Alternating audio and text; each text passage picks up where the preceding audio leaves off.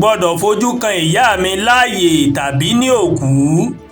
Nílẹ̀ Yorùbá, gbogbo ìlú kọ̀ọ̀kan ló ní èèwọ̀ àwọn nǹkan tí wọn kò gbọ́dọ̀ ṣe pàápàá fún àwọn ọba.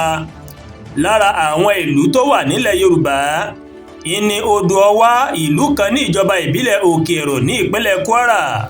Fún ọba aláyé tó bá jẹ nílùú Odò Ọwá tá ń sọ yìí, èèwọ̀ ni fún un láti fi ojú rí ìyá tó bí lọ́mọ, yálà tí ìyá náà bá wà láyé tàbí nígbà tó bá ti kú. Yàtọ̀ sí èyí, èèwọ̀ tún ni fún ọba náà láti rí ọmọ tuntun tí ìyàwó rẹ̀ bí fún un títí tí ọmọ náà yóò fi pé oṣù 6.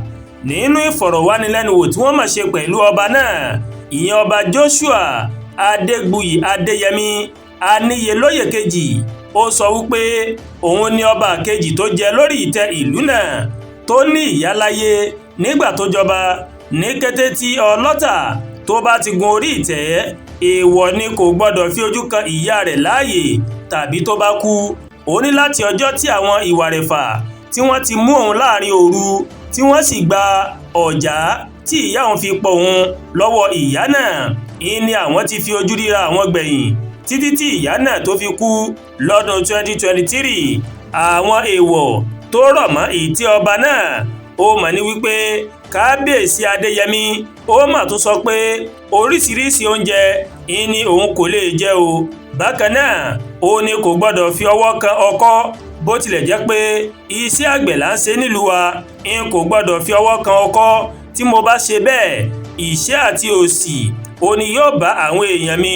Ọba Aníyelóyè kejì ó sọ wípé tí òun bá ní agbára láti yí ohunkóhun padà, òun yóò fi òpin sí kí ọba kó má rí ìyá rẹ̀. Ìdí ni pé ìmọ̀ràn òbí kò lè dàbí ti ẹlòmíì. Kọ́lọ́ọ̀bà Elédùmarè kó ṣàánú ìlú kọ̀ọ̀kan pẹ̀lú àṣà tiwọn ni.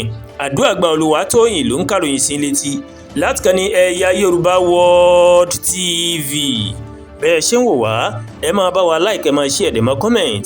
Ẹ má tún gbàgbé láti bá wa subscribe sórí YouTube channel wa, kí wọ́n bá wa tẹ notification bell láti lè máa mọ àwọn ètò wa lọ́kọ̀ọ́jọ̀kan tó bá ti gorí ìkànnì yìí. Ẹ ṣé pọ̀ tẹ́ ń wò wá o. A kú ìsinmi òní, ìsinmi aláyọ̀ ni yóò jẹ́ fèmí àti yín. Àmín.